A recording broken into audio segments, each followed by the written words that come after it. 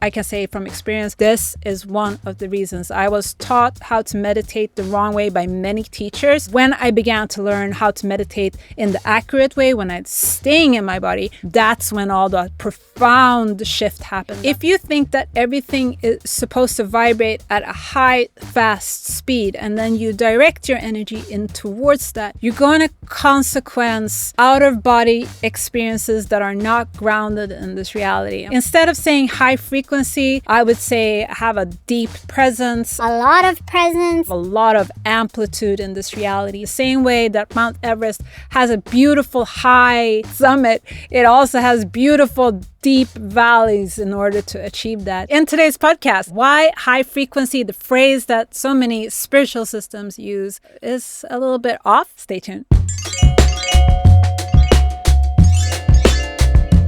Hi everybody, this is Kissey Asplund. In today's episode, you'll learn why high frequency is not the best of terms and what you can say instead according to the energy system. We're going to take a look at what high frequency actually means, some more about how frequency works. We dove into that a little bit in the last episode. Let's dive into it.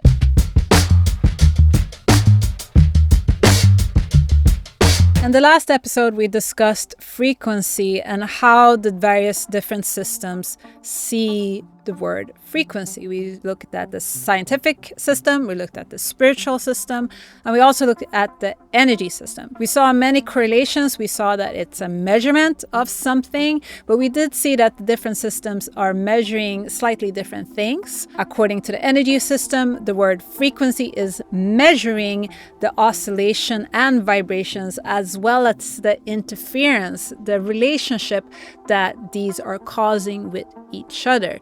This is because everything in the time-bound reality, in the physical reality where our bodies exist, where we exist and live as humans, is based on energy. And in order for energy to exist, it has to move, it has to oscillate. And that's why the energy system is so intrigued or obsessed with comprehending the speed of oscillations and vibrations in order to generate the accurate thing at the accurate time. Everything of matter, and according to the energy system, I'm also tapping in while I'm doing this podcast, everything of matter holds a particular oscillation.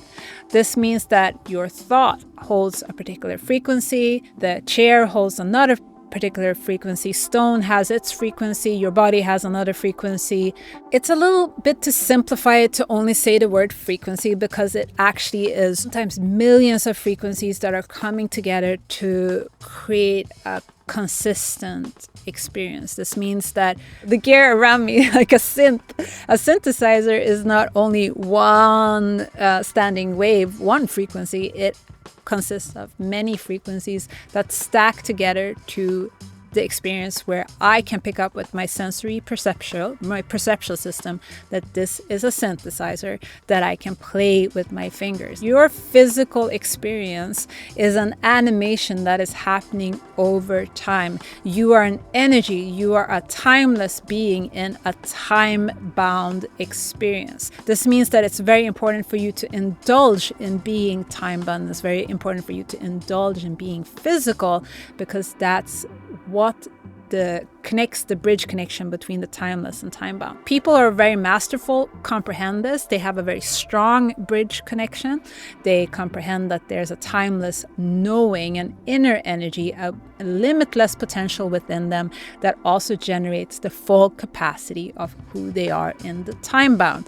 The more you come into presence, the more you come into the present moment, the more you can generate, the more you can oscillate, the more you can cause vibrations in the physical fabric, in the energetic fabric, that then can be heard and picked up by others in this reality. So we're constantly sending out these broadcasts of what we wish to generate, what we're working on, what we are almost, one would say, summing into an experience. Everything in this reality is neurological as well. The neurological system is translating it for us, translating it for our brain, because the brain is part of the neurological system, and creating a consistent experience. So some things that we take very much for granted, that this is my body, this is solid, this is one way, this doesn't move, this is hard, is constantly oscillating and moving at various speeds that is consequencing those experiences. When you walk into a stone wall, it is probably freaking hard, but it's still an oscillation of sort that is happening. It's oscillating at such density that your oscillation, your vibrations can't penetrate that. It can't move through. And in that, you get the experience of the hardness of the stone. There's been stories of Shaolin monks that have been able to comprehend the world of frequencies to such degrees that they were able to move through material as stone. In order for this to really function, you also have to comprehend who you are, because if you get confused with other frequencies, beginning to think that that's who you are, remember the lion and the mouse that we spoke about before. When the lion begins thinking that it is a mouse and start acting like a mouse and trying to live environments that mice live in, it has a really hard time to express itself as a lion. So in order for these Shaolin monks, I believe it was Shaolin, if I'm wrong, leave a comment below, to move through stone, they had to come into a very similar frequency as the stone, but they also then had to comprehend and know who they were while holding that in order to pass through.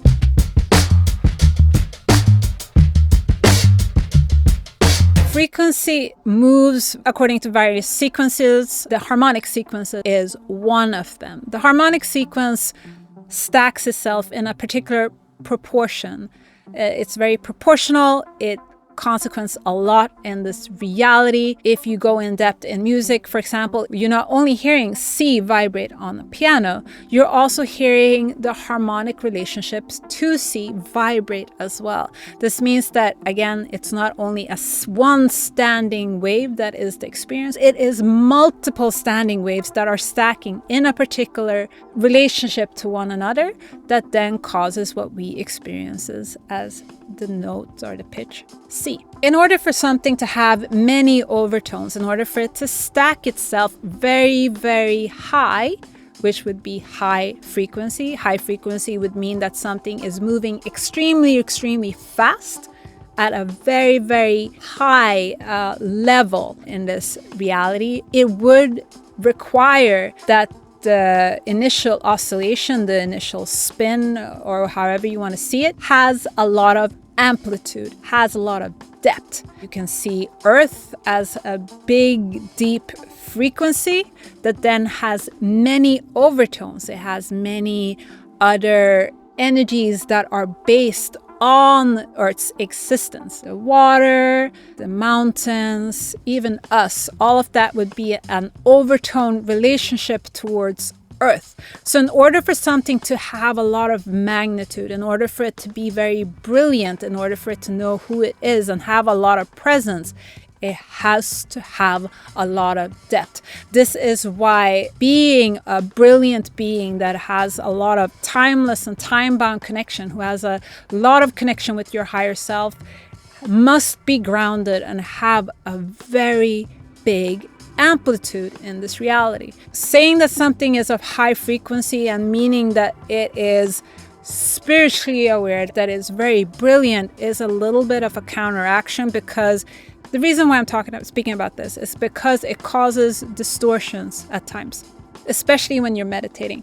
If you think that everything is supposed to vibrate at a high, fast speed, and then you direct your energy in towards that, you're going to consequence out-of-body experiences that are not grounded in this reality. And why is that important? You must acknowledge that you're here to be time-bound. You must acknowledge the beautiful depth and amplitude that it means to be a human being in this reality and to generate energy and frequencies on all the 50 trillions of cells that are moving and vibrating and oscillating at various speeds, at various tempos, the musical piece of you to be in existence.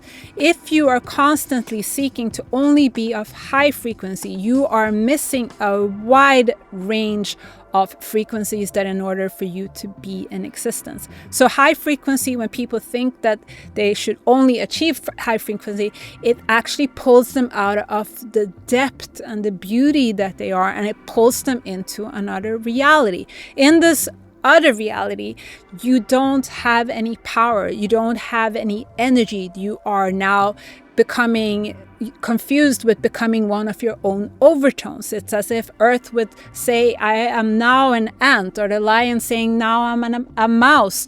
When you relate to energy in that way, you are also generating that into physical matter. So everything that we say and speak into existence generates itself. I can say from experience, this is one of the reasons I was taught how to meditate the wrong way by many teachers. When I began to learn how to meditate in the accurate way, when I'm staying in my body, that's when all the profound shift happened. That's when the abilities kicked in. That's when the generation capacity really came into next level, the creative capacity. The more you move away from yourself, the more fragile you become, the more porous you become. Yes, you might become high frequency, but then you also are not grounded and you're not in this reality. So it's very, very important to realize that the knowledge works as long as you're grounded, but as soon as you attempt to move out of yourself, as soon as you attempt to become external, it doesn't function anymore. And there it causes a lot of problems. Yes, you might have a lot of visions, you might have a lot of experiences, you might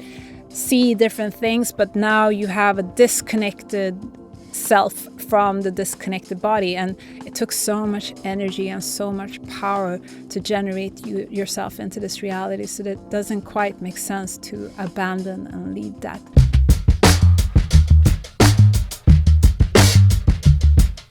Instead of saying high frequency, I would say have a deep presence. I would say have a lot of presence. I would say have a lot of amplitude in this reality. The same way that Mount Everest has a beautiful high summit, it also has beautiful deep valleys in order to achieve that. So if you use the laws of energy and you see the physics of this reality, it becomes easier for you to generate based on the spiritual knowledge that you have. And when you compartmentalize, when you move things away from each other in that way, you also cause dissonance in your system. And then people often wonder, like, why is this not working? Why is this happening? Why do I feel like I'm losing energy, but I'm doing all this spiritual work? If you're a person who you're into words and you're into how words manifest into matter, I would really encourage you to learn how the laws of energy and the science of energy and nature functions to generate the reality that you want. Otherwise, you're speaking something else into existence that you don't want to experience. Of course, make sure to subscribe to the podcast and follow us wherever you are. Make sure to, if you're listening on audio, to hit subscribe and follow. If you're listening or watching the video, make sure to subscribe and hit notify there. And I do encourage you also to sign up for the newsletter. In the newsletter, we notify and update you on new releases, guided meditations, product services that we are releasing in our studio. Make sure to stay in touch, because that is also a great way to get to know what is happening. All right. So my name is Kissey Asplund. Until next time, bye.